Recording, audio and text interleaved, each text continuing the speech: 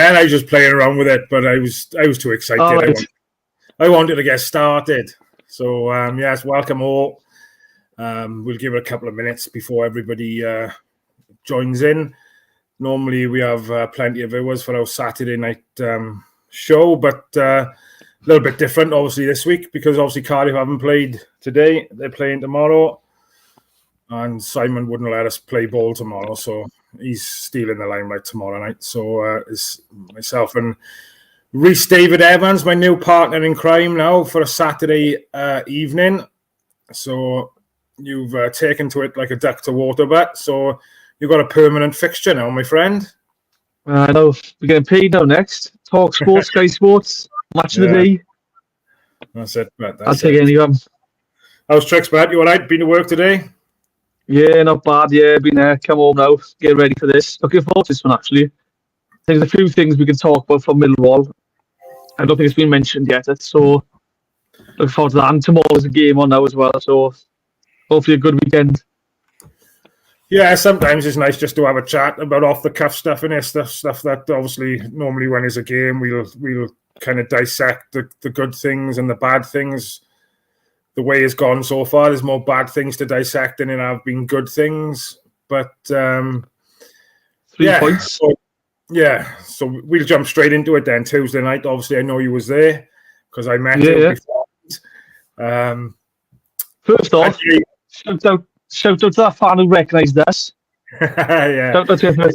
I was actually buzzing off that one live, but I was confused. Yeah, if he's watching, get a comment in here and let us know if it was you. I want to know what your name was. But boys, great show. Yeah, fair play. I thought he was hopeless. I went first. I was like, what's going on now? Like, so carrying stuff. I thought, here we go. To be fair, I landed that. Yeah. Right, plenty of people in the comments already. I don't know. Also, guys, competition site to name the show for us. So if we have any ideas for what we can name our show, get them in the chat. We'll go through them all later on this evening and over the weekend, and we'll pick one. We will. So let's just give a bit of rationale behind this then. So obviously on a Wednesday, I do the Flower Hour with Rob on Cardiff City World. With Rob's family commitments and work commitments and things like that, and obviously with Rhys stepping in, I think obviously Rhys would I be right in saying he was a little bit reluctant right at the very beginning to get involved? Yeah, it's one of those, you don't know if what you're saying anyone will ever agree with, and you don't know if what you're saying makes any sense. And I was like, I don't know if I would have put myself out there, and all of a sudden then I look like an idiot. But I think I did one covering Rob when he was away. And I thought, you know what, that wasn't too bad. I thought I'll do another one, then another one, then another one. All of a sudden then it's just, I don't care if people disagree with me now. You're a member of the team now, but you've got the official merchandise uniform to wear as well. I'm wearing it now under my hoodie, so... Happy days. But so me and Rhys are going to be a permanent fixture. Obviously, no doubt there will be times where I'm not about or Rhys is not about, and we'll chop and change. But we are looking for a name for our Saturday night show now. So, as Rhys said, if you can think of anything, the Saturday night rant to the Bob Bank, I've just gone in there straight away. But yeah, pile all your suggestions into the comments, and we'll have a filter through them a little bit later, and we'll announce something. And I'm pretty sure said that there's a prize for whichever one we pick. So Curly Whirly or a Milky Way or something like that, I expect. Milky Way gets picked up for that, for the free chocolate bar. Yeah. So let's go straight back to Tuesday, and bit of a somber atmosphere before the game, I thought. I don't know what you thought. It wasn't the usual hustle and bustle outside. No. Obviously, it's a midweek game, and now the games are streamed on the telly, legally or illegally. No comment on that. You can understand why some people, haven't travelled down, and obviously the way we've been playing as well is not going to have helped. But I think the official attendance they announced was 15,000, something like that, was it? Don't think it was. That's the one. Which which means there's only really 12,000 there, and they've counted all season ticket numbers, so very, very low numbers. I mean, the club only have to blame themselves, in my opinion, but it's a bit disappointing. But again, it's a Tuesday night. Christmas is coming up. I know it's only September now. I think it was September. Or October now. October now, sorry. I mean, Christmas is coming up. The trains are late as well, so a lot of fans struggle to get there with night games. So I don't blame the fans really for not showing Tuesday. I mean, again, it's money's tight for some people as well. So I no blame for fans, I don't think. Why don't we just do kids go free with a pay an adult ticket? Like, just get bums on seats in it. But you kind of know in advance how ticket sales are going to look. The club should know. And you think they'd have an outreach program with local charities and schools and all sorts just to get people in there. I mean, even if it's your first game, that might be the hook that gets you to the next game, and then all of a sudden you've got another 3,000 fans watching every week because they got hooked before. It just starts like that. But again, you've got like of Dalman run our club who don't really care about the fans. So there's no outreach or nothing, and there's no connection with the community. It's just really disappointment for us, though. Yeah. So let's talk about the game then. So we've just mentioned about the atmosphere leading up to the game. Surprised with this selection for Tuesday night, or kind of expected? I would half and half. I think first part of me was surprised. I thought the way some players performed, we're at home now. This is the chance to give like Clay Parker a run out ahead of Benji, give Ryan Duff a run out ahead or up top. Maybe put another youngster on somewhere. Just this is the kind of game you want to do it for. It's a home atmosphere. The fans will get behind the players, and I was disappointed at first seeing that lineup. But looking back at it, you look at how Millwall played. They don't exactly, they're not like Burnley who pass the ball around and stuff. They just try and get it forward as quick as they can. So part of me was thinking, right, I can see why he's kept certain players like Gutas there because it's going to be a physical game. I can see why he's got him there. Disappointed to see Chambers back in the lineup for centre half. I don't think he impressed me in the game. But I was a bit disappointed to see the lineup first of all, I won't lie. Yeah, I heard a couple of rumours that NG might have potentially moved into centre back. Obviously, Will Fish had picked up an injury, so he wasn't in the squad, was he, Tuesday night? But obviously that didn't materialise. He played it right back.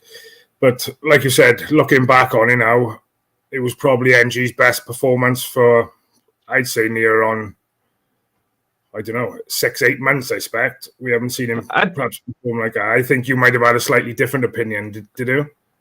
Second half, I thought he looked good. First half, I think there was a few times he looked ropey.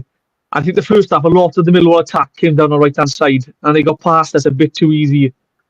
The amount of times there was one-two touch pass, all of a sudden they went through our midfield completely. Rolls and Robertson were just non-existent to certain parts. I thought they passed through them like they weren't there. And they seemed to favour attacking on the right-hand side, and they got past NG a bit too easy now and again. I think as the game came on, though, I think he grew into it. I think it did help having Gutas next to him. His reading of the game on Tuesday was... It reminds me of an old school centre-half like Sean Morris. They just read the game differently to everyone else around them. They can see where the ball's going, where players are going to be, and they know where to put themselves. I thought we haven't seen that for such a long time. I thought he really covered... What's gone on behind the scenes then for him to have put that performance in? Is that something he's like haven't been in the side, so he's kind of rolled his sleeves up thing, or do you think someone's had a chat to him behind closed doors? I know Darren Pearce has been working with the first team this week, and he was obviously on the bench with them as well Tuesday night. I'm not saying it is because of Percy, but you don't know, do you? It's a weird one because, again, he hasn't been one who's been putting in the performances that we expect of him. If you remember back to last season, around Christmas time, he was doing really well, to be fair. I thought he looked good, through one or two mistakes, but he looked like a solid championship centre-half. He did, he was skill stuck in, he won headers. I think his family member passed away just after Christmas, and he missed the game, and then he came back for New Year's Day against QPR, and he scored a header. But after that, something changed. I don't know if he was feeling homesick, struggling with the loss and stuff, them being so far away. I think that did play on him, I think, and he struggled since then. He was away, I want to say, the week before Millwall game. I don't know if it was a family issue again, but he just seemed to come back and he played with like an anger or something. He played like he was angry and he just took it out in that ball, and that's what he wanted to see. When the ball came down, he put his head to it. It was there for the take and he got stuck in. Some of the challenges he could see, he was just... The problem was, though, I think what helped him look so good as well was the fact that next year was Chambers, and I thought he looked very poor. The amount of times he got caught on the ball, lost the ball, I just think he just doesn't look... He doesn't do it for me. He doesn't fill me with confidence at all. He doesn't. No. And that's one of the potential changes. I think if he's looking at making change. I don't know if he will, but if Darland is fit, I potentially reckon that Chambers might drop to the bench and Darland might come in at centre back with Gutas. But I'm not sure. I'm not sure how Will Fish is. I haven't heard anything about Will Fish if he's back. But it'll be interesting, and it's good selection issues to have, isn't it? If you're the manager, I suppose having that strength and depth in that position is key. But I definitely think having Jack Alnwick back between the sticks as well is probably giving them the defenders a bit more confidence as well. I don't know what your thoughts are on that, but definitely. I know we've shipped in a couple of goals, but some of the saves he has made have been outstanding for us, really. And I'm just so glad he's back in the middle. Well, again, towards the end of the Millwall game, Chambers twice seen the ball run out the play, got bullied off the ball far too easy. Millwall passed it back in, back heel. Fair play, Alnwick was there ready for it. Just where some of the punches, the clearaways, he's so commanding. There was a moment in the game where we had a goal kick, and we're going to pass it to Gutas. And the Millwall players noticed Longstaff came forward ready for the press. And you could see Alnwick screaming to Big and Energy to go further wide, just get further wide. Which meant then, the moment the ball went to Gutas, if Longstaff came forward, passing up Energy, he's got all the space. So Millwall had to stop the press then and drop back a bit deeper. So then the ball did go to Energy, which meant then he's not in a better position to get the ball. There's more time on it. And I think things like that with a keeper who can see what's ahead of him and has the confidence to go, right, you get further wide, stay wide, you come closer. He's commanding the back line. Yeah. And I think to have a keeper who can do that and a defence who looks comfortable with him behind them, it's such a big thing, because with Horvath, they never look comfortable. And you can see he's playing on their minds because they're making silly mistakes. But again, I just think Alnwick just brings a calmness, I think, to the back line. And you can see, I feel, as a fan, I feel comfortable with him in goals. I don't feel it with like Horvath and stuff. No. It just brings back horrible memories of bloody Renaissance for me, having Horvath in goals. Oh. We won't go down that route tonight. No. What was your thoughts on El Ghazi then? Because obviously we haven't seen much of him. Started the game again. My personal opinion, he done some good things and he done some bad things. I don't think he's still nowhere near as fit as he needs to be, probably, to be playing championship football. But obviously you've got to start somewhere. You've got to get minutes in the legs somehow. But there was glimpses of some of the magic he can do. But I just think went to ground a bit far too easy for me a few times. Yeah. He just needs to get that match fitness. And I think, there's no doubt he's got the ability. He's played at the highest level and stuff. We just need to get him firing on all cylinders, don't we? He looked good, Wayne, at the start of the game, making runs and stuff. My big issue again on Tuesday, I go through it every single game. It infuriates me, right? The ball will go wide to NG or Bagan. Ahead of him, there's space in the channel. And our wingers are so narrow, they're trying to bust the gut to get wide. Just stay wide. I don't understand this narrow approach. I mean, if you're wide, you're split in the defence. If you're high the touchline, the defender's either going to come with you or just leave you on your own. If they leave on your own, you've got space. If they come with you, it creates space for someone like Ruben to run into. And the amount of times where I looked forward and I could just see the two wide men just in a number, inside forward role, sort of central midfield role. And you're like, why? You're killing us. I thought he looked tired at the end of the game. El Ghazi, he looked really tired. I thought you could see some of the things he was doing is questionable. I thought Tana running himself into the ground, especially the second half. Millwall got a bit desperate. You could see them throwing bodies forward.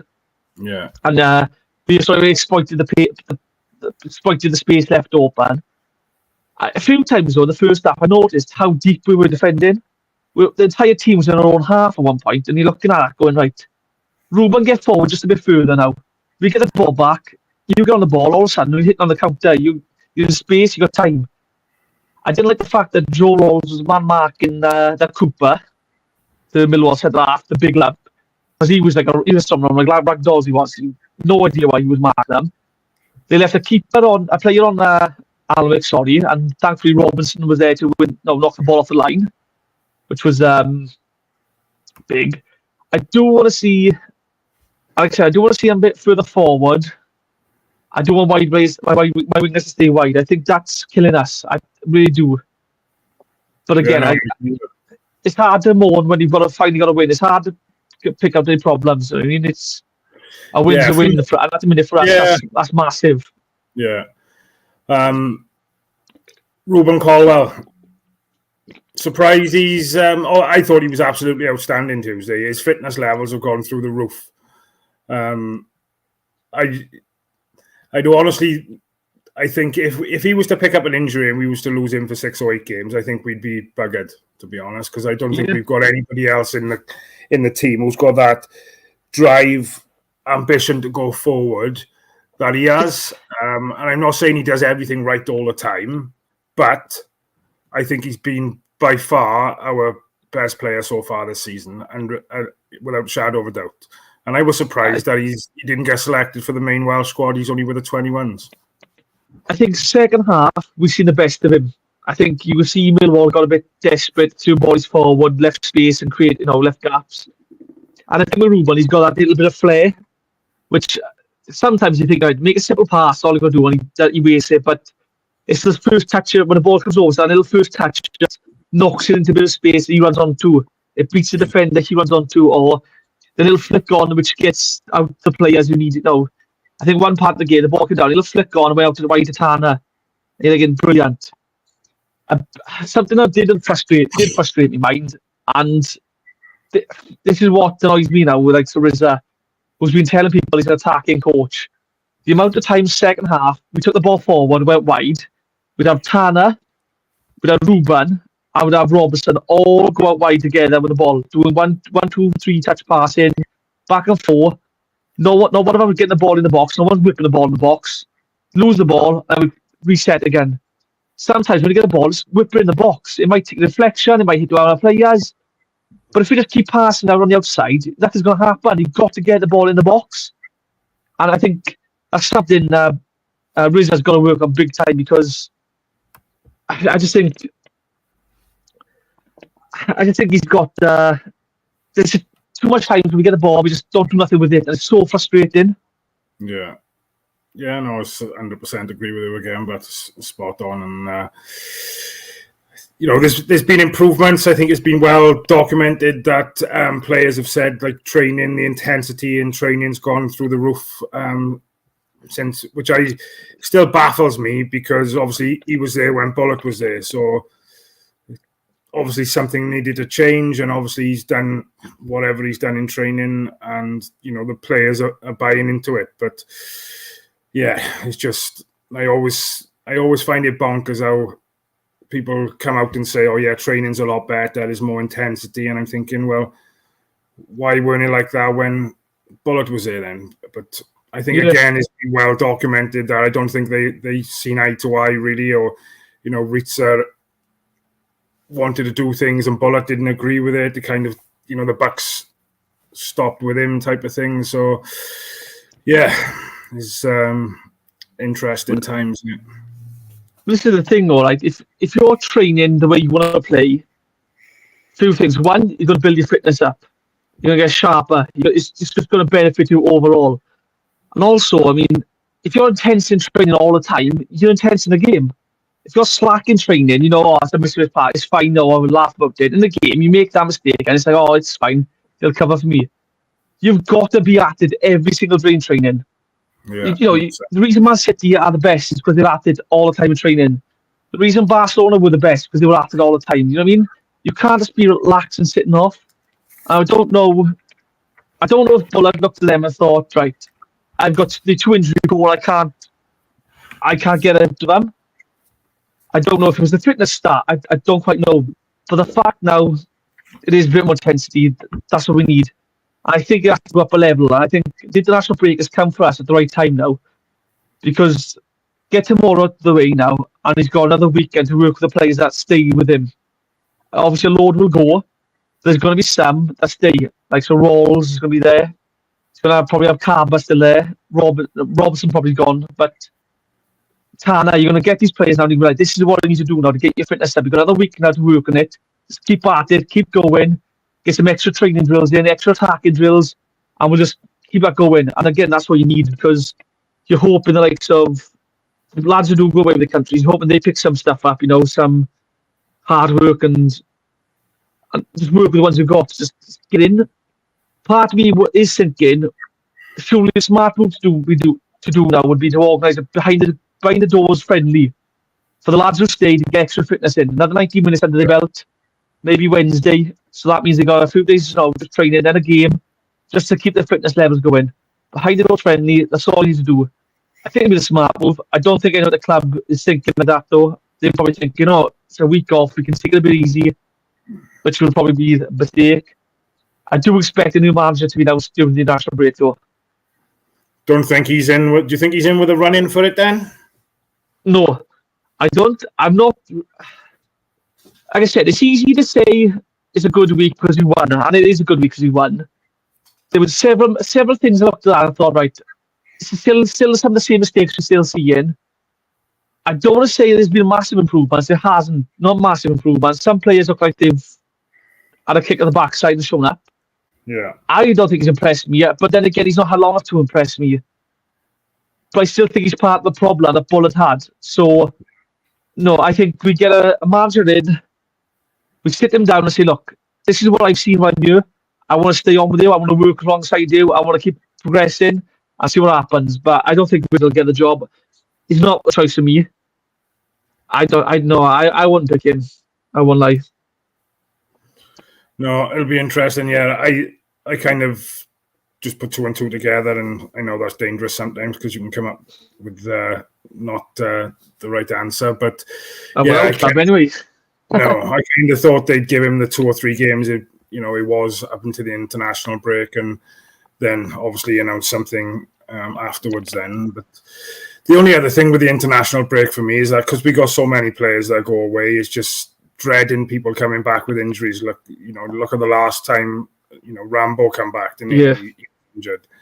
And I think it's happened the last couple of times. He's gone away with Wales and come back and he's got an injury. But yeah. It's for me, it's one of those, right, where I don't think we miss Ramsey. I don't think he's been enough for us to miss him, really. No. I mean, not against the guy. I love Ramsey. I know. I was at his debut game when he played against Hull City. He's 16 years old, and when he played against Swansea, it was probably his best game for us in recent seasons. It was last year against Swansea. But I don't think we've seen enough of Ramsey to miss him. It's also one of them for me, right? I feel if O'Dowd gets injured now in international duty, I'd be gutted. But look at that going, right, there's a chance now for the youngsters to step up. Ashford, your chance to step up now and play on the wing. The fact that Reindorf is somehow behind Matey in the selection right now, I'm baffled. I mean, Matey's a hard worker. He's a grafter, don't get me wrong. I don't think he's a striker. I don't think he's anywhere near striker's level. Yeah. I don't think he's got the pace to be on the wing. He can bully. If you're a lower championship side, right, fighting relegation, I know we had them in it. He's the kind of player you want. He's going to put a shift in, tie around the defence, graft the ball. We're a club that should be doing a lot better than just having that. I think nothing against him, but I think Reindorf should be ahead of him for me, at least on the bench. But again, you look at Ashford, you got K. Pacquiao. I'm looking at these players now thinking, right, we do get injury, I want them to be able to step up and take the spot, and they should be now. Yeah, and it's just Evan have just put a great comment in here now. Let me pull it up. It's the illusion of comparison. Reed said is better than Bullet, but by how much? I want a manager that trusts the youth. Yeah, I agree. I mean, Bullet was still part of the... Sorry, Bullet. Rizza was still part of the Bullet back now, the team. So he's got to take some of the fault. And I've not seen massive improvements. He kept saying I'm an attacking coach. I've not seen much difference in attacking-wise for us. I mean, we get the ball wide, we don't put in the box. We try and pass it in all the time. Or we pass it back across the front. An attacking coach should be saying, get that ball in the box. Just get it in the box. That's how you score. You put the ball in the box, you've got a chance. You don't put it in the box, you don't have a chance. So I think the only difference for me, Tuesday, was that hunger for me and the fight and the want to put the bodies on the line was back, wasn't it? Yeah, I think it took a while. It did take a while. I thought the first half, like I said, they cut us open a few times. They went past down. We feel like they weren't there. Gupta's put in a real leader's performance, and I've been saying on here for weeks now, we lack leaders. I thought Rawls had a good game. I still think we need a real leader in our team. I don't think Rawls is a real leader. Apart from taking the ball off the line, I don't think Robertson did too much. Not saying he didn't do enough, but you are looking for a striker maybe with a little bit of pace now, just to, like a Ryan off with a bit of pace and get in behind the defender, because Millwall, their backline isn't the fastest. They've got big lumps at the back. Yeah, I mean, if you can get Ryan off in behind, or Ruben playing a ball through the middle of through that defence, I mean, you could carve them up. A lot of times, second half, they left spaces and Tana just exploited that wing. A bit of pace on that side, and we could be deadly. But again, it's be interesting to see now how far Isaac Davis is away from being match fit. I'm not sure. Another couple of weeks, honestly, I would imagine. I said to the guys on the way back after the game, I said, second half, you could see Tana running stuff in the ground. And we just exploited that space on the wing all the time. I said, if we had Isaac Davis burst in with his pace now, he'd be deadly in this game. Unfortunately, we took for Ryan Renamoto on instead when he came off, just to see out the game. And I thought, I understand why he's doing it, because again, we need to hold on to a win. And we need to get that win. I get that, but I just thought you just want something, a bit of pace to keep exploiting their win. Now we can keep the ball. We can probably nick another goal, but he went to hold the game out, which is fair enough. Yeah, I was hoping Ashford might have come on for Tana, but again, like you said, if it had been any earlier in the game, that like I think Tana was struggling with cramp or whatever. As you said, he ran himself into the ground. Was it 10 minutes or so to go? Was it or something like that? It was pretty late. So like I mentioned, go on. I was going to say, if it was any earlier in the half, I think perhaps Ashford might have come on. But I think with it being so close and just, like I said, trying to ride it out and keep hold of the points, I think. One issue I had as well. Go on. No, go on. No, I was going to say, one issue I did have mind is one of the wingers was El Ghazi, right? He kept cutting back onto his right foot. So he looks more comfortable with his right. I just saw a problem on the left, which is a bit wasted there. I thought if he's on the right wing now with his right foot, he'd be whipping balls in that box. And I thought Tana might have been suited more to the left in that game. Just even the second half of 5-10 minutes, just to test out for 10 minutes.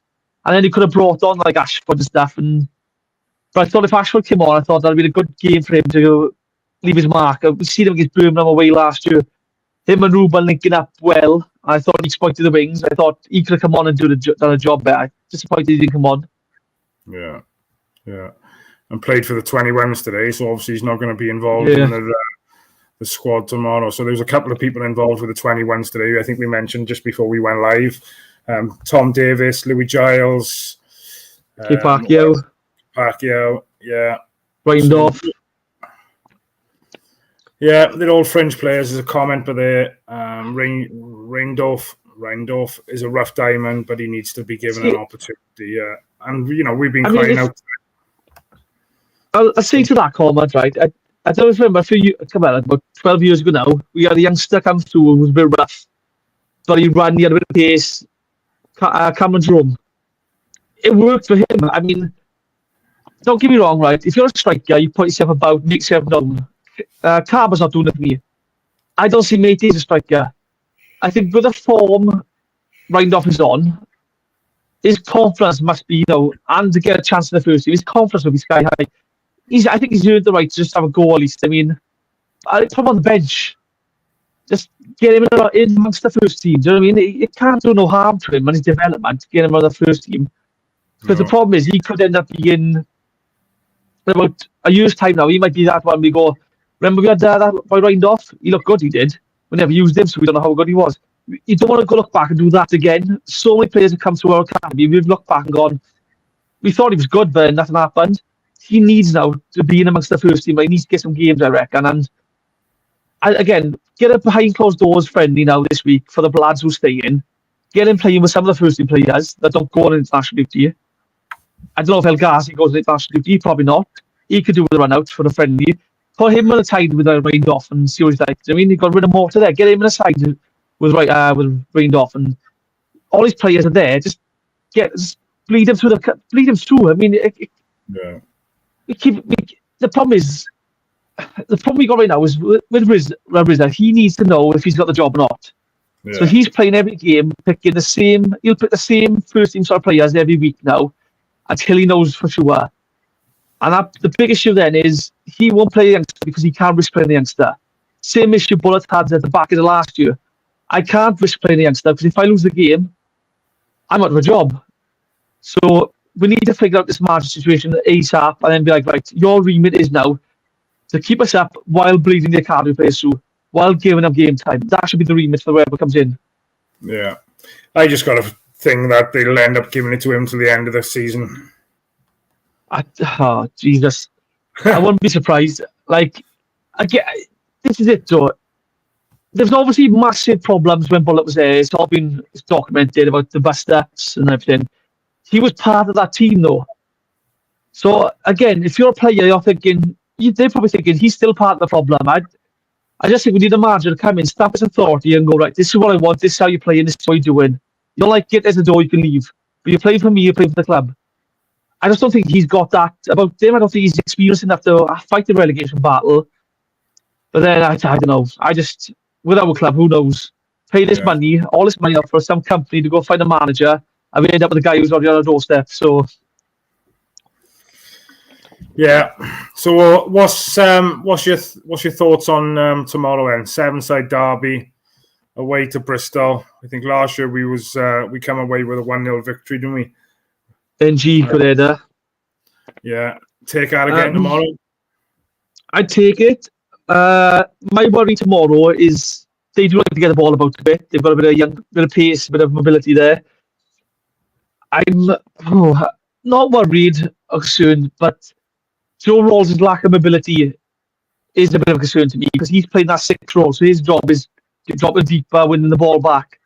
Against Millwall, they passed to him like he wasn't there at some points.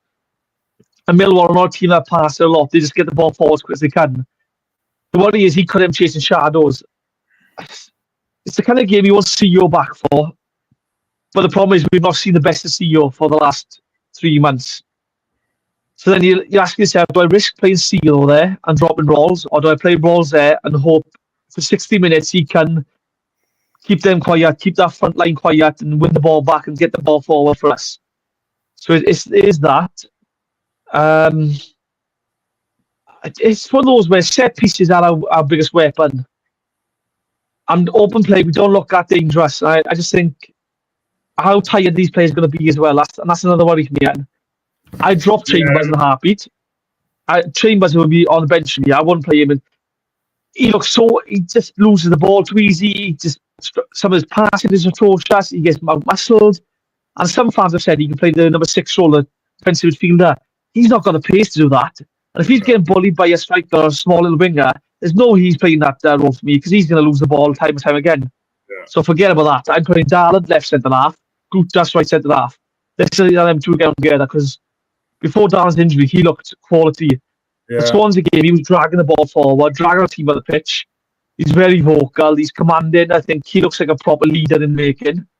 And next to Gutas, I think that might become a brilliant partnership. Yeah, fingers crossed. I know he's been back training this week, darling, so I wouldn't be against him going straight back into the mix, I'll be honest with you. But, who knows? Who knows? So, yes, 2,400 Cardiff fans going over tomorrow. Have you been to Bristol City before? I think years and years and years ago, I was younger, really small. We were going to go tomorrow. We looked at the tickets, it was like £37. And with the fees, it's like £40 a ticket. Then you got to pay 30 quid for the coach up there, 70 quid. And it's for the day of the drinking, the food. If you're looking over 100 quid for it, we only paid 60 quid to go Swansea away. I thought, it's not worth it for that. Christ, you had a proper journey, a proper day out as well, wasn't it? Swansea was a nightmare, but honestly, to get a Cardiff, to get a coach to Swansea, to go back to Cardiff again, to go then drive back to Talbot, it was absolute nightmare. Wow. But, fair play to the fans who are travelling. Mind, I mean, I love an away game. I absolutely love away games. It's something different. Yeah. The atmosphere is different. It's a different mindset with the fans as well. It's something else. But again, I was happy on Tuesday night because I love a night game. Nothing beats playing on the floodlights of Cardiff. It's just magic again. No, it is. And like I said, the away games, I'd be quite lucky this year. I think I've done one during pre-season, Bristol Rovers. I've done Derby with Josh. We're doing West Brom now at the end of the month. So how I'm getting away with that with the missus at the moment, I don't know. But it's because Josh loves it, Well, to be fair, man, we did Birmingham away last year. It was a Wednesday night. I think we left after the game at 10:30 at the end of it. Dropped our friend off back in Birmingham. He lives up there. We didn't go to the atmosphere in the morning. I was up at 6 for work. I was absolutely dying because all the roads were closed, so we couldn't get back properly. It took us ages. So hats off to away fans. Honestly, they're the bread and butter of every club they are. Yeah, 100%. And I was absolutely ours have always travelled well, regardless of how we're playing on the field. We're always well supported. Yeah. I mean, is nothing but respect for all the guys who go away. Yeah. Have you spoke to your friend much this week? The one who supports our team we beat Tuesday. Well, I said to one of the boys at the game, I said that we should message him now, saying, yes, come on, because we know he's watching with the baby, so he'd be behind a bit. And I thought, if we said that to him now, he'd think we scored. Then we...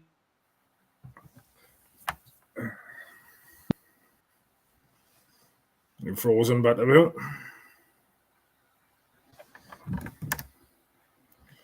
Reese is frozen. Let me take him out and add him back in. You there? Still there? Yeah. Yeah, I'm there. It all happened then. I just removed you and added you back in because you're frozen. Oh, right. So I suppose with mate, before you did all of the banter stuff, he reckons that they were robbed. He reckons there's no way Millwall should have lost that game. So I was landing with that, just not having that banter thrown at me. They were poor, in fairness, and it wasn't a great spectacle to watch, was it? In fairness, it was, it wasn't champagne football by nowhere near the imagination, but we just ground it out. I think the better side would have punished us. Yeah, the first half, I thought the better side would have punished us. Yeah, 100%. They looked a bit. They had a few chances. They just couldn't finish it. Robertson cleared off the line, thankfully. They kept us open a few times. I just thought they shouldn't be doing this. But to be fair, they had a cracking win the weekend before against Preston, and I think 3-1. So they come to Cardiff, and for us to beat them, I thought that was a big confidence boost for us. So, and again, like I said, I'm going to take no stick now from the Millwall fan, I know. So, this is a great comment from Evan. Feel sorry for Bristol. Always in for a boring season. At least with Cardiff, there's variety. You never know if you'll finish 6th, 16th, or 21st. Oh, brilliant. This will be controversial, right? I don't know what anyone else. The season we finished like 12th last year or whatever, the mid-table seasons. I love every time we score is brilliant feeling. When you're in a relegation scrap, though, every goal you score, I thought it just feels like there's more to it. Every win just feels that little bit better because it means more you know what I mean? Yeah. So, I mean, at least for Cardiff, there's always excitement regardless. I agree with that. It's just, you're always fighting for something, which is how it should be really for us. Although it shouldn't be relegation, Yeah. it should be a promotion. I know we're only, what are we, 7-8 games in now? But I think, obviously, we're still bottom of the league. I know we won on Tuesday. I think we're on 4 points. Portsmouth are on 5 points, I think. And then it was about QPR then on 7 points, I think it is. Yeah, Luton above them with 8. So we're 4 points away from safety, but with a game in hand. So you think if you win tomorrow now, you're a point away out of the relegation zone then, and all of a sudden then the season doesn't look so bad and so desperate. This month, I think, is a big month for us. We got Portsmouth coming up and Plymouth coming up. 2 games we should be looking to win. Yeah. Because they're both at home. So you should be looking at 6 points per there. I think if you start winning, teams that are facing relegation this year, like Portsmouth, will be looking right. We'll start panicking, thinking, right, if they're scrapping points back, we need to start picking points up. But then all of a sudden, then it opens up a bit more. So I think this month is a big month for us. Yeah. But Plymouth are doing well at home. They had another good win today against Blackburn, 2-1. Yeah. Portsmouth had a draw with Oxford. So, again, I don't think this is probably the only league, really, you can probably say from the first place to 24th on the day, anybody can beat anybody. Oh, it's the most exciting league in the world, for me, says. Absolutely most exciting league. If look at the last few years, right? It was Sheffield United got relegated to the Premier League, relegated to the Championship. Same with Wolves. You've seen teams like Ipswich go down, Bolton go down, Portsmouth. Some of the teams that get relegated, you think they're too big to go down. And it only happens in a league like this. I mean, the Premier League, you can pretty much predict 2 of the 3 teams that go down every year. You can usually predict 3 of the top 4 every year. The Championship, you can't predict the top 6, and you can't predict the bottom 3. It's just the most exciting league, and this is why we love this league. I mean, I love chasing the playoffs year after year. Being promoted is fun, but fighting relegation in the Premier League every year is not fun at all. Chasing the playoffs, that's where the excitement's at. Yeah, no, I agree. We'd lose even more games in the Premier League, wouldn't we, rather than what we're doing at the moment. But there we go. Are you surprised at how much Luton have struggled since they've dropped back down? Because they're just above the relegation zone, and I don't know. Do they lose many players during the summer? Do you know? I don't think. No, they lost Barkley. I don't think they lost many. I mean, I'm not. I was surprised they got promoted. I'll say that. On paper, they're a team that was mid-table at best. There wasn't a 20 goals like in there. There wasn't someone who was going to create 15, 20 goals, from midfield to create that. I thought they did really well to get promoted. I was really surprised at that. Honestly, really shocked. They didn't really spend much in the Premier League. They sort of kept the same team and kept the money aside for the new stadium. They come down, they spent 10 million on McGuinness, which I thought we've robbed them there for that. We've absolutely pulled the wool over their eyes with that one. I thought that was a great bit of business. I'm surprised they struggled the way they have struggled. But again, it's one of those things where I think they will be a mid-table team at the end of the season, and that's the sort of side they are. I don't think they really. I wouldn't say they're a playoff-looking side, regardless of anything else. Look at the team on paper; they're a mid-table side on paper for me. I don't see them up there. There's nothing wrong with that. I mean, they got the money, build a stadium, build the infrastructure, build upon your success, and go again in a few years' time. There's nothing wrong with that. No. Stick with your manager. Don't rush to judge about someone sacking because you're not in the top 6. But I'm not really surprised where they are. I wouldn't say that. If Burnley were there, I'd say yes, because they spent about 100 million in the Premier League. I wouldn't say I'm surprised with Luton, no. That's no disrespect to them at all. No, fair comment. So I did want to have a chat about some of the championship results. I know it's not something we normally do, but obviously with Cardiff not playing. But before we get to that, do you think there'll be many changes in the team for tomorrow? I know you want Chambers. I know you want Chambers out. I don't think he will make changes here. I think the boys come back to fitness will be on the bench. And they might get 20 minutes at the end, 10 minutes at the end to see the game out. Do you think? I think O'Dowd will probably be fit. Do you think he'll play on the bench and he'll start Al Ghazi again? I think he has to start. Like, I mean, it's one of those now where it's one of those like, where to get that to match sharpness, you got to be playing more often. And if that means you got to do 60 minutes, 50 minutes, get him on that. Get him that 50 minutes. I don't know if he will go without doubt left back ahead of Bagan in a derby game because it's a bigger occasion, there's more pressure. He might do that. I don't think he'll make many changes. You might see one or two changes. I don't know what Robertson's injury was like. I don't know if it's a serious one or if he's ruled out. I wouldn't play Kanga. He won't be on the bench either if he Kanga wouldn't. I don't know how bad Tanner is because he looked like he was actually on empty at the end of the game. Yeah. So it does depend on the fitness levels of the players. I mean, if they can only do 40 minutes, you got 3 or 4 of them like that, then you are a bit worried because you might have to be on the bench. You might see Matey playing wide right instead of Tanner, maybe. Again, I drop Chambers though. I don't mind him wide right, see, because I prefer him there than playing up top. It's one of those for me with Matey. Like, he bullies defenders, which is good. I don't think he's got much end product. I don't think he doesn't make the runs you want him to make. Like, you can look at his position and think, like, if you make the run there, now Ruben can see you. He doesn't make the intelligent runs sometimes.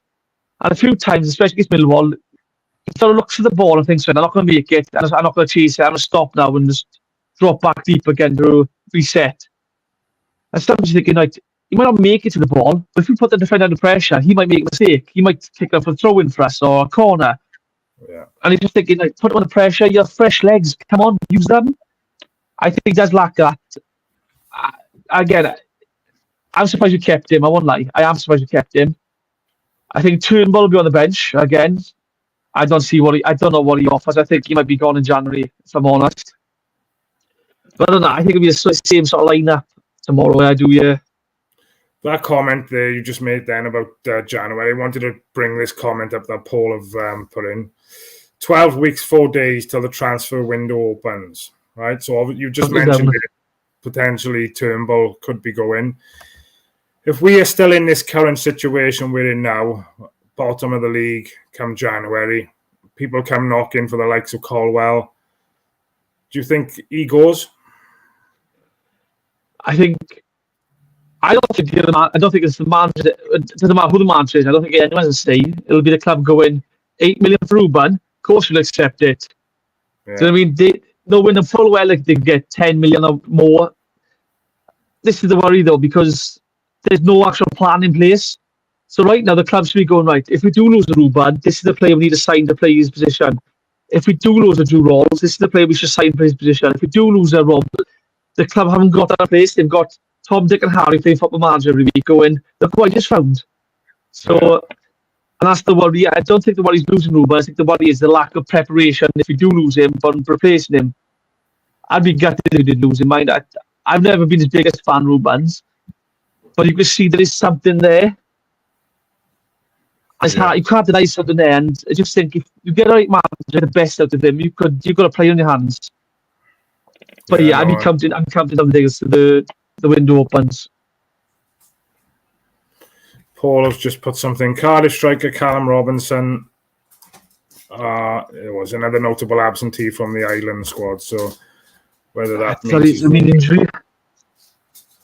That's the worry, and that's an injury. Perhaps he just hasn't been called up. Perhaps I don't know. Yeah, I hope that's the case. Again, that'll be another. Hopefully, that is the case. I mean, nothing against him, but that could be another week working with an attacking coach. Maybe doing some stuff behind the scenes to get better positions for games and making better runs and stuff. So hopefully, I mentioned to you one of the week as well. I want to mention Rinomota. So he came on 10 minutes left in the game, ran around, worked hard. At the end of the game, players were doing the cool down. The only person player out there doing runs and extra fitness stuff was Rinomota. Turnbull didn't come out. He played about 2 minutes. He didn't bother coming back out. And when you've seen players like, I'm not going to name them, but when you see certain players on that side who have dropped down tools for the last few weeks and still played every week, and you see someone like Rinomota who doesn't really get a fair chance, and it's one of those where I know his best position, most of us don't. but he still puts his head down, works hard, and gets on with it. I think some players like that don't get the recognition they deserve. I think Cardiff, he deserves. I mentioned something, I think, because again, he could easily just be going, I'm not playing, I'm not going to do extra for it. That's why I should bother. I don't play. But no, he's kept his head down, he's worked hard. And just shows how professional he is for me, because, like you said, I think I'm surprised, he's still with us. And, it can't be easy. You imagine if you was in work and there's rumours flying around left, right and centre that they might be getting rid of you, and it can't be an easy environment to be in. But full credit to him. He's still knocking on the door and he's around our first team squad. And he come on and he'd done a good job for us Tuesday night, without shadow of a doubt. And fair play to him. Also, I've seen fans on Facebook saying that certain players were allowed to down tools because they played out of position and stuff, which is rubbish because most of the players played in position anyway. But he's been asked to play midfield. On the wing, he's asked to play full back, he's asked to play centre half. He's probably not played in his preferred position at all for us. But he never seems to complain. He never seems to do down tools. He puts an effort in. And players like that often go underappreciated. And although he probably will be moved on come January, and he's never really done anything for us because he never had a chance, or just recognition for the hard work he's doing. I just think players like that, fans don't notice it sometimes. And I think, hats off to him. If anyone knows him, just get him on the show. We appreciate players who do that. I mean, that's what Cardiff fans love. That's what we've always loved.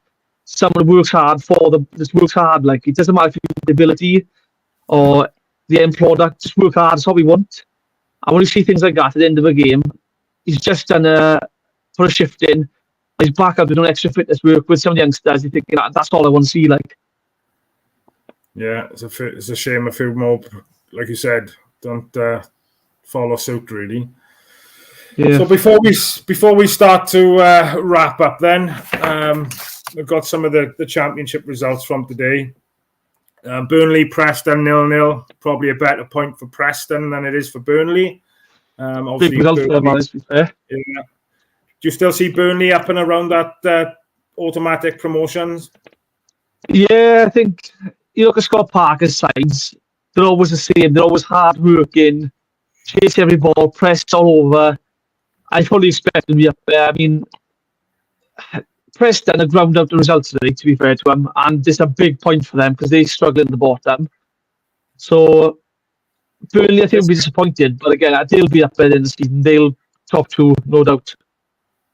They're still in one of the cups. Oh, did they play the other week and they won like 18-17 on penalties, didn't they, or something stupid? Oh, I'm not sure. Fair play, Mike, but I'm sure it was Preston. Yeah. Next one up then was Norwich and Hull. Quite convincing win for Norwich, 4-0. Norwich are one of them teams that are always in and around that playoff spot. I wouldn't... They had David Wagner there last season, and a lot of fans have said he should come to Cardiff. He was defensive from last year. They were trying to be hard to beat rather than outscore teams. This new man just came in and he's hit the shackles off a bit, and you can see it now with some of the scores again and some of the results again. They're doing well, and I think it just shows that with an attack-minded coach, the defence can sort itself out. Just let the strikers do their job. I think it does work, and I think it's fair play to them. Hull City has had a dreadful season. They're reaping what they sowed now. By Saka wasn't here. He did fantastic from last year, and this is what you get when you don't give a manager time or what he needs and stuff. You know what I mean? Battered us though. One result looking at thinking really that shouldn't have happened. No. Next one on the list then was Portsmouth Oxford. 1-1 again. Probably a better result for Oxford than thing, but I suppose Portsmouth. It's a point for Portsmouth, and again, they need every point they can get at the minute. They lost 6-1, I think, in a week against Stoke, so a 1-1 draw for them. That just resets it for them now. A draw on the board, and not another loss, so they're fine. Oxford done really well. They impressed me, mind. They're playing on the field and stuff. They've impressed me. Yeah, 100% agree. Coventry versus Sheffield Wednesday. Sheffield Wednesday beat Coventry 2-1 at Coventry. They've surprised me a little bit this year. Probably, again, similar to us, I suppose. They probably haven't hit the heights that they expect to be. Again, Coventry are always a mid-table pushing for the playoffs. I think they missed out last year, but by not much. But they're currently sitting in 20th position. Sheffield Wednesday in 15th. But I expect Coventry always the same. I think it was a couple of seasons. Didn't they lose their first 10 games or something and still ended up in the playoffs? Both off of 10, got to play a final and lost to Luton on penalties. To be fair to Coventry, they always have a slow start and they always seem to go on a wild run at the end of the season and just claw their way back in the playoffs. But fair play to Sheffield Wednesday, Darren Hall has done a wonderful job turning them around because they were dead and buried last year. Yeah. And he came in and he sort of scraped together a couple of wins, a couple of points, kept them up, and now they seem to be looking like they're going to be a mid-table team, which again for them is going to be massive. They've got an aging squad as well. Barry Barnes still pulling the strings in midfield for them. To keep a player like that, that's what we all want Joe Rolls to become, is that kind of player who can just run the midfield, run the game for you. Barnes done it. He's just getting better as he gets older. He's like a fine wine, to be fair to him. Before we move on, Coventry, obviously, Mark Robins, the manager, he's been there for donkey's years, I think. What's your opinions on Mark Robins as a manager for Coventry? Done a fantastic job getting them from, I think, League 2 they were in first of all, with all the hassle of... Back then, they were playing at Northampton's ground as their home games because they had to shoot the stadium. So to drag them in the Championship and keep them up, keep them competitive is fantastic. It's one of those where you think sometimes maybe a fresh approach is needed. He's done a fantastic job. I'm not going to criticise it. He's done. If he finished 20th, I still think he's done a fantastic job getting them there, keeping them there. He's buying players, selling them off for big money. I mean, Gorkaresh, he bought, I think, for £1 million. Sold for like 15 million to, or 20 million, sorry, to Sporting. And now he's like one of the highest goal scorers in Europe now. So again, they know what they look to win for selling players. They got, is it Sims, the old Ayrton striker, the kid from there. So he's done a good job. Just be patient with him. I think he'll come good again. Yeah. Whether or not they got the players to get over the line and get promoted is another thing. But again, it's the Championship, anything can happen. Yeah, agreed. Derby, I think they're surprising me a little bit as well. Obviously, I went up to Derby to watch Derby versus Cardiff, and they played really well, in fairness. And they had a good win today, 2-0 against QPR. QPR, again, struggling, currently sitting 22nd, but a 2-0 win for Derby. Derby currently sitting mid-table, 12th. I think they would probably look back on that after 8 or 9 games, and I would imagine they'd be quite happy with that. Would you think so? Well, they've been like it. I mean, Curtis Nelson's scored from three. Looking back his time at Cardiff, I thought he was... I wouldn't have thought he was a championship centre half in his time at Cardiff. I thought a lot of mistakes came from him. He's dropped down a division, found a level, got his confidence back, built on that, become a solid centre half for him, done well. Paul Warren, mind, he's a cracking coach. Got to give it to him. He got Rotherham up, did a wonderful job there. Unlucky to go down in the end. I think under him they went down. Found himself a Derby. Again, he's done a fantastic job from young, exciting team. Well, I say young, a lot of older players now, but size young players. To be fair to him, there's a lot of ex-Cardiff there, so I'm not surprised he's so high. I mean, everyone knows we are the best players and we make the best players, so not surprised they're doing well. Yeah. Plymouth, Wayne Rooney's Plymouth against Blackburn. A good result again for Plymouth. They've had a couple of good results at home lately. Beat Blackburn 2-1. So Plymouth are currently in 14th, Blackburn in 8th. Sheffield United against Luton. Obviously, we talked a little bit about Luton earlier with their struggles. Good win for Sheffield United. 2-0. Again, I think they're going to be one of the teams pushing for the automatic promotion spots. I always hate it when Sheffield United come to Cardiff. It's never ends well normally, do it? No, not for us. I won't talk too much about this one because it sounds boring as hell. 0-0 draw. The Jacks against Stoke. We'll just skip that one. Watford against Borough. Good win for Watford, 2-1. They're currently in 6th now, Watford.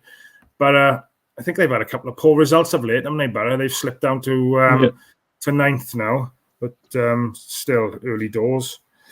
West Brom and Millwall. Good point, obviously. Millwall away Tuesday and away again today against West Brom, 0-0. I think Neil Harris would probably be happy with that after Tuesday night's loss, really. Yeah. West Brom look good this season, mind. Carlos Coberhan's gone playing good stuff. Josh Meyer at top is doing well. To be fair, man, Watford has surprised me a bit. I think we all know the circus at Watford. I mean, every 4 months there's a press conference announced. We all know what's coming.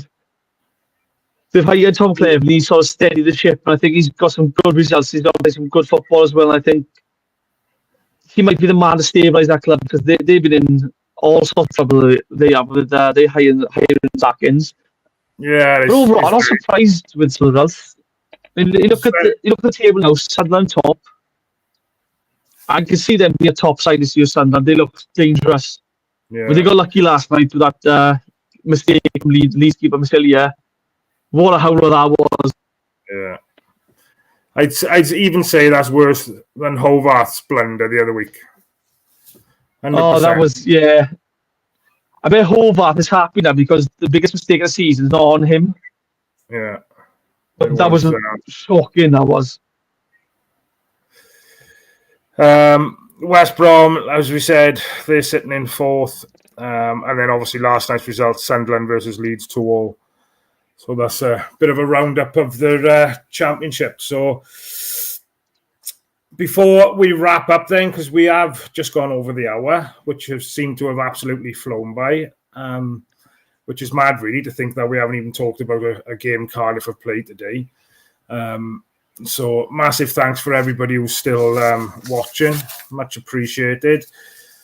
Just a reminder, we are looking for a name for our new Saturday night podcast. So me and Reese going forward now are going to be doing the post-match reaction then, shall we say, to the Cardiff games.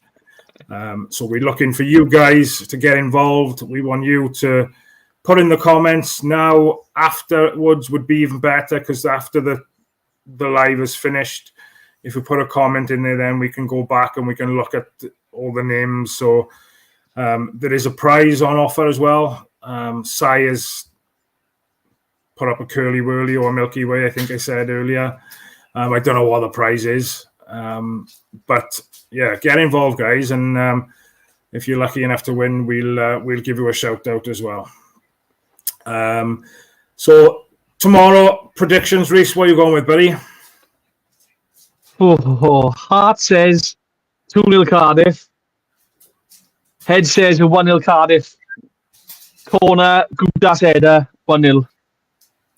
I take that. I'm going to go for 2-1 Cardiff. Perry NG and Alex Robertson. Yes, it's going to happen. Let's have your guesses in the comments, guys. Martin Ryan's gone for Cardiff 1-0. There's going to be, I wouldn't be like travelling down here tomorrow. It's Cardiff half marathon as well, and so there'll be delays in Cardiff and trying to get on the trains and stuff. It'll be absolutely bonkers.